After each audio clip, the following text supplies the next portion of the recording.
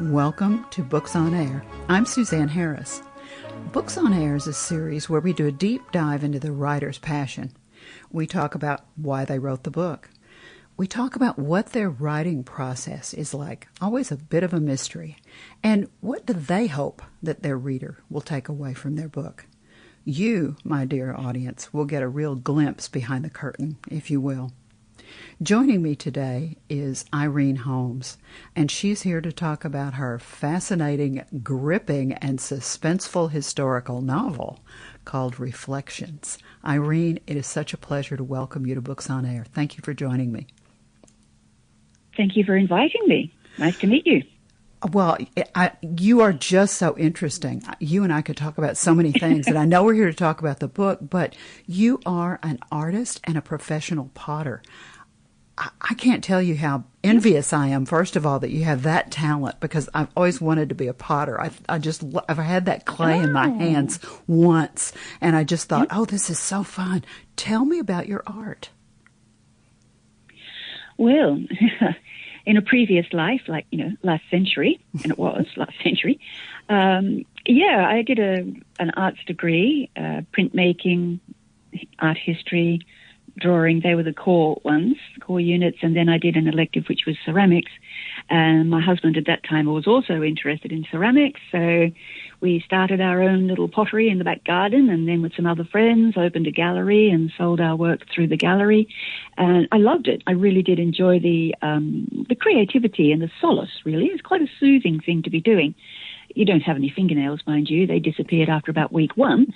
But after several years, about 10 years or so, I had an injury to my hand and had to have the carpal tunnel surgery done. So that was the end of anything heavy work like clay, wedging clay and moving kiln shelves and things around. So I did that for about 10 years. And then when I couldn't do it anymore, I went back to printmaking and drawing and painting. So there you go. Yeah. And I was an art specialist teacher in school, so it was very handy for me to have those skills and knowledge beforehand. You know, that's about as interesting as it gets. Well, the thing that really jumped out at me, that made me think about all of this as a tie-in, is that the creative brain is the creative brain. And you already had that artistic, creative brain. What made you decide that you wanted to write? Well, being a teacher, you're always a storyteller and a bit of a performer. And I could get kids engaged in stories, and I thought, well, I may as well write them down. So I was sitting and waiting for a friend one day. I was inside a little cafe, and she was on her way to meet me, and I could see her coming up the street, but because of the reflections on the outside of the window, she couldn't see me inside. And the way my creative, quirky, somewhat strange brain starts to work, I was sitting there and thinking, oh, I wonder what a criminal or a killer, how could they use that, see the other person but not be seen themselves? And so my little brain started to tick it all over, and that's how this one started. That's how this book started, really. And I wanted to write a story that didn't follow the usual formula kind of approach, like boy meets girl and all ends up happy, or there's a detective who runs around collecting all sorts of information and so on, and sees clues that others can't see and gets them all together at the end for the denouement. No, I wanted to do it in a different way. So the reader is reading along and thinking to themselves, well, how did they, hang on, what's he going to do now? Oh, kind of thing. Yes. I love it. So. When I was obviously, I do my homework before I talk to you. And you talked about writing little notes, and you called them, I believe, snippets. And you talked about snippets, yeah, when you were trying to put the book together, that you were using your snippets, and that you talked about that writing process. And I think that kind of process is so unique. I shared with you. Yeah, I do. I mean, I just love this. I used to interview all kinds of authors, and you're either a planner or you're a pantser. And if you're a planner, you sit down and you outline the book, and you almost write the book in the outline. But if you're a pantser, you sit down at the keyboard or with a pad in your hand, and the book seems to come out of the end of a pencil or a pen or off the keyboard. It's like the movie starts in your head. Are you a planner or a pantser? I guess possibly a bit of both, because I had the idea of the line of the story that I wanted to do, and I had a good idea of how I wanted it to end without any specific details at that point. But, and then I would sit down and plan little pieces of it. But then at other times when we were driving along, my husband would say, "What you up to?" And I'd say, "Well, I'm writing in my head." So I'd be writing what was going to happen next, or I'd go back to what one character did yesterday and I'd add more to that in my head. Then when I got home, I'd write it all down on my paper, put those together. And then when I have lots of snippets about that particular character at whichever part of the story we're at, I'll start putting them together like a jigsaw puzzle and then making the links and adding more links and more descriptions and so forth. So I guess I'm a bit of both, because once I start, I've gone through several fountain pens already, because I'm working on a third book, so that's the stage I'm in with that one. So yeah, I did a bit of both. But once I sit down to put the pieces together out of my head on paper, it's a bit like a steamroller, really. Sort of out the way, I'm coming in. And you cannot write fast enough, right? No, that's right. That's why I use a pencil now, because it makes me write more slowly, and I can actually read it when I want to go back and do it, polish it up and put it on the keyboard thing. Before that, it just looked like a bunch of chicken scratches on the paper that even I couldn't interpret. So not much use there. So, yeah, I do a pencil now to slow myself down. Well, let's give our listeners an overview of this wonderful book that was in your head that we just heard you talk about getting down on paper. Let's tell them about the characters and what the overview of the book is. Okay, well, it is a murder mystery. Okay, that's no big surprise there. I set it in England, 1926-ish, because England and Europe and, well, the whole world really, was just picking up the pieces after the First World War, a horrific time. And everybody in the book, well, everybody in the world, was affected by that in some way or another. But in 1926, people are trying to put back their families back together in villages and towns and the economy and all of that. It's a quieter, more gentle time where good manners are expected, and that's just a social norm. People valued their privacies, no one being pushed around by a little telephone in your back pocket kind of thing. So that's why I chose where I chose. But there was also the influence of the Spanish flu raging through England, and that does have a little tiny link with Lady Gregson, good old Matilda. She's a good chook, she's okay. Conveniently dies early in the story, which is fine, and then the snowball effect happens after her death. And it's that death in her house. She was an old lady, she was ill, so it was expected, not friendly, but expected that she was going to die. So there was no big deal about that, really. But everybody in the house, of course, is affected by that.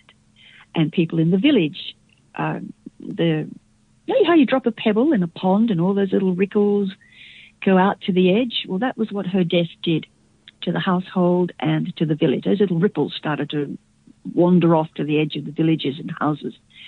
So you get to meet her nephew that she'd never really met before, but she didn't have any male heirs to hand down her estate, and that's the way it works from the British, or did at that time. In the British system, you had to go to a male heir. He didn't have one. So young James was sort of popped into the picture there. And he's a nice young lad. Well, 30. In my world, that's a young lad. And we learn about him and how he grows from a young business partner in London, and how he grows into the man or the manor kind of thing, and how he deals with people. We also meet some of the staff in the household. Two housemaids in particular, Lily and Ruby. They're quite young. Like Lily's about 18 thereabouts, and Ruby's a bit younger than that. Good old country girls from Yorkshire, not really been anywhere in the world, and we watch them grow into, one of them into quite a strong, courageous young woman rather than a little boppy housemaid, and then we get to know Ruby's a bit more strong and a bit more feisty than everyone saw her as being initially. Then we meet Mr. James's intended, Dorothy Bosworth. Well, she's not aristocratic, but just a tiny step down from there. But is she really as sweet and lovely as she presents herself? Question there. I love it. And of course, you meet the nurse, because she's been hired as a contract nurse to look after Lady Gregson, knowing what the end result was going to be. But she's efficient, she's effective, she's very professional, but she has her own secrets that affect decisions she makes from her introduction through to the end of the book. There, that's about it. There's other characters in there as well, of course, but they're not the main ones. Would you share a little of your actual words with the listeners? Would you like me to read a bit?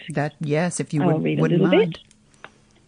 Bit. Sure. I always like to hear the words from the author's mouth. Okay.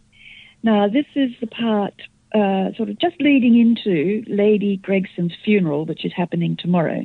And James has gone to the train station to pick up his mother, Maud. All right.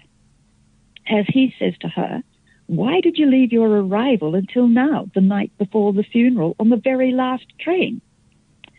Well, for several reasons, dear. You see, people in our position should do their grieving in private, don't you think? Not make a spectacle in front of the villagers and the whole county. We must maintain our position. And besides, I needed to be sure that Winifred had everything in order before I left the house, you see, to be sure that nothing goes amiss while I'm away. Mother, you will only be gone for 1 week, and Winifred's been running the house for more than 30 years. I hardly think she needs any extra instructions.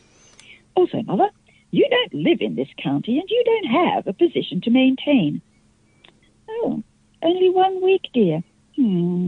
Well, perhaps. You never know in these situations, do you? She asked with a smug smile.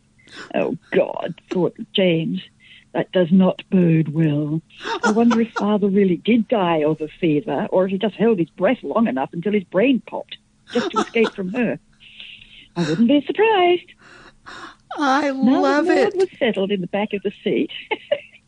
Now that she was settled in the back seat of the car with James, she leaned across and patted his hand in a conspiratorial, domineering manner, saying, "Now, I don't wish to be indelicate, dear, but now that your position has changed and you're a man of property and wealth, you really do need to start thinking about marrying.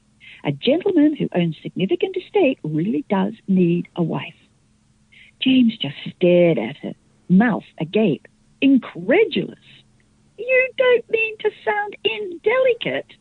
Do you think perhaps we might at least lay your only surviving cousin in the ground before you start taking over my household and my staff and my private life and reordering the whole county as well, I imagine?" He was really angry and loathing his mother with each additional word.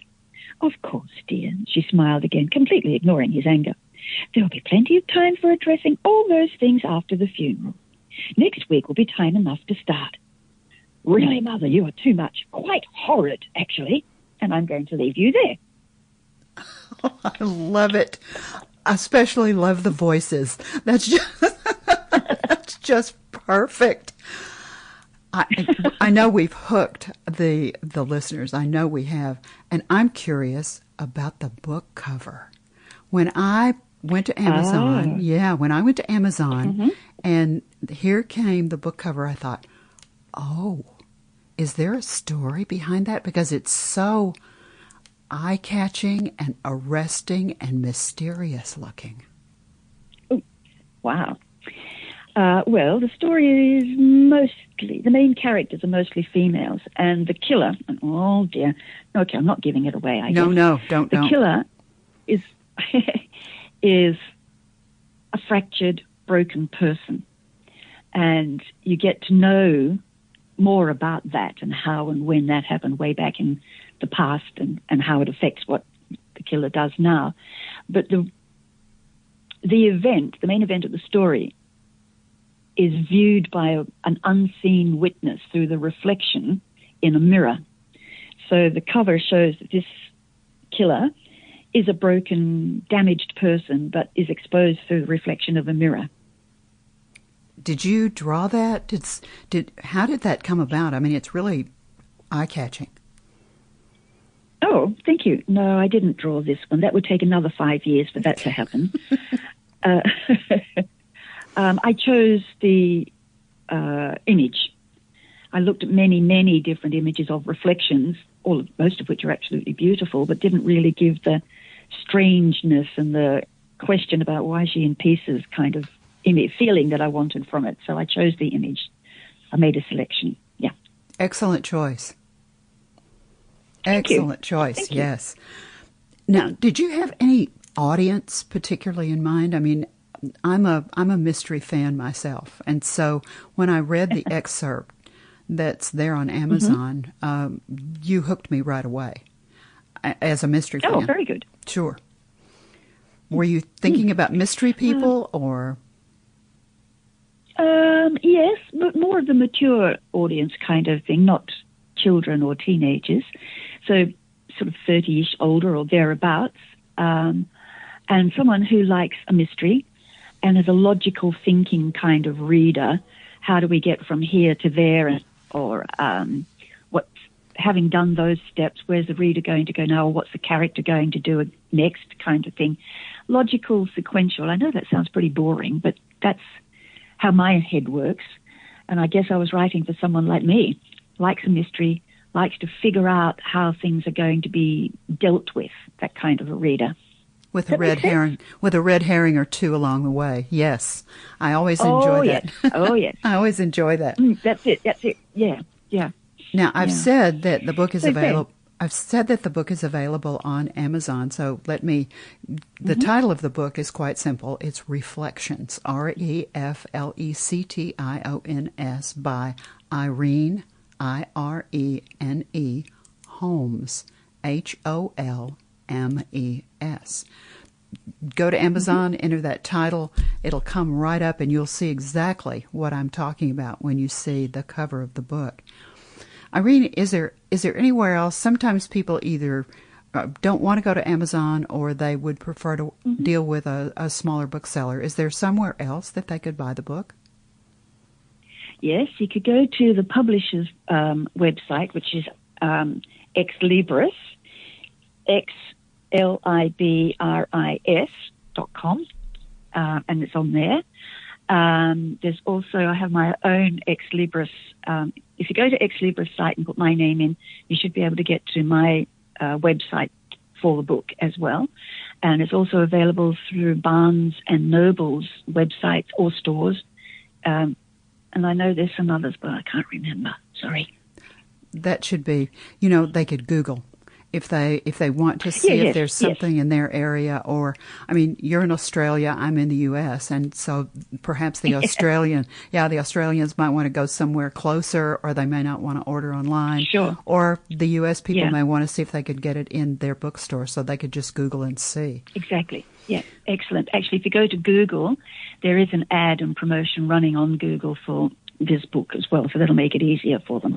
Perfect. Now, you have a website. Let's talk about that. What will when our listeners go to check you out, as it were, what will they find on your website? And let's give them that web address. Okay. I'll have to find it. But yes, they'll see a bit about me, myself. There'll be a place where they can actually order the book as well. And there's a place on there for them to give me a really wonderful whiz-bang review. I love it. Now, I know that... Have you found that website? Oh, hang on. Just talk among yourself there for a minute. Exactly. Do. That's it. You're a good girl. Well Thank done, you. Well, I will mention... I should have been prepared, shouldn't I? Well, that's okay. We're all friends here. Relax. You're on Facebook as well, and I know you're having a little trouble with Facebook, but you have a pretty simple place that they can find you on Facebook, right? Okay, sure. I think here we go. All right, so I found the website for me. It's all lowercase, ireneholmes.com/about the author / there you go. Perfect. And on Facebook, they just need to use your name, Irene Holmes? Yeah. You'll probably find several of them. Hard to believe there's another one of mine, but there we are. But I'm the good-looking one. I'm the interesting, good-looking one. Yes, you are. And the talented one. Don't forget that. Don't forget that. Oh, that's right. Yes, I forgot that one. Yes. Now, if anyone listens to Books on Air frequently, they know that I feel strongly about authors and their work. And they know that I think it's a very, very necessary thing to let the author have the last word about their work. I love what you've done with this book. I love the mystery and the way that it unfolds, and I love your characters. And it was such a fun read.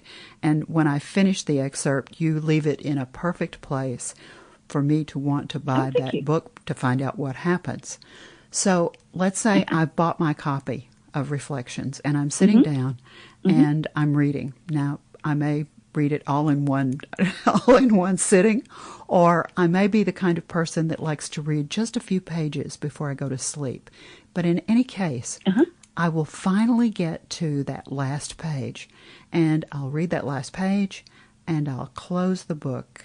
And when I do that, Irene, do you want me to feel like I've just read a really ripping, good story, or is there something that you want me to take away? Well, both, really. Yes, I'd like you to think, oh, wow, really? Oh, God, what's going to happen now? You know, I want the readers to think, maybe write their own book about what comes next, because that option is there. Yes, it's resolved. Yes, we know who done it and how and why, but you think, ooh, are they finished? Is the killer going to do it again? Who would be next on their list? Oh, dear, what's next kind of feeling. And I'd like the readers to think, well, that was an interesting way to do a book. It's not the standard formula of sex and violence, because a good story doesn't need those things to make it a good story. It's not the boy meets girl and everybody's happy, or the detective comes along and solves it all and takes it out of the hands of the characters. It's a story where the characters are in charge of all the unveiling of information and putting things together. So I'd like the readers to think, well, that was a different way of writing a murder mystery. So, yeah, those kinds of things is what I'd like them to take away. Now, you mentioned that you've written 2 more books. Are they sister books to this one? No, they're not. The first one was another murder mystery, and I'm not going to tell you anything about the ending because that'll tell you something similar to this, but set in different places, different times. And the one that I'm currently working on is aimed at 14, 15-year-old kids, really, because I've been working in a local school, helping kids with their writing and such, which is working really well, actually. Their results have gone really sky high. So they were saying, can we write a book? And, well, that's going to take a bit more than you think. But so we wrote one. I started putting it together to show them the structure of how to put a story and hold things together and develop pieces and characters and such. And, of course, they're all saying, am I in it? Am I in it? So I had a group of 10 kids. So their names are in the book, not them as such. I've used their names for the characters. So they're all dead keen to get that one done and finished, because then I will give them a copy each signed for their names in it and such. But that's not really murder mystery. That's set, and it doesn't, in Europe somewhere, it's not specifically which country, and it's in medieval kind of times, because I want kids to get out of this technological, that's the only way you can write and read kind of mode, and I wanted them to use a different style in their own writing as well. So it's set in the medieval times, and all the one of them said, well, why did the character do that? Why didn't you just text him? I went, you are realizing this is in the 1300s, right? Oh, but how did people connect? How did people communicate? Oh, they either walked next door and spoke to the person, or possibly, if they were well enough educated, write a letter. Oh, shocking! They didn't have any idea. Exactly, fancy people doing that. And but the kids didn't have a concept of having to wait for a week or so for a response to the question you've just written. You know, it has to be instant. So that was one of the things I was trying to get them out of thinking when they were writing their own books. Anyway, so that's the third one. I have 2 more in my head. They've been bubbling around there for a while, but not a lot of snippets down for them yet, but they will be. I can't wait for us to talk again. You are not only delightful, you're inspirational. I just can't tell you how much I have enjoyed our conversation, and I want to thank you so very much for being my guest. It's just been wonderful. Well, thank you very much, Suzanne. You're welcome in my home anytime. Thank you. Now, remember, you can pick up a copy of Reflections by Irene Holmes, and that last name is spelled Holmes, on Amazon, Barnes & Noble. I'm sorry to interrupt. Just like Uncle Sherlock, with a name like that, I have to write murder mysteries, right? Of course you Sorry do. to interrupt you. And why didn't I think to ask you about that? I love that. Are you related to Sherlock, by the way? Well, he was my dad's uncle. Yeah. I love it. Irene, I do hope we talk again. Thank you so much. I hope so too. Thank you for your time, Suzanne. You've been listening to Books on Air. I hope you've enjoyed this interview half as much as I have. Books on Air is brought to you on the webtalkradio.net platform, but you can also hear our podcast on Apple, iHeartRadio, and Stitcher. Remember, keep reading, keep writing, and keep telling your stories. Thank you so very much for listening.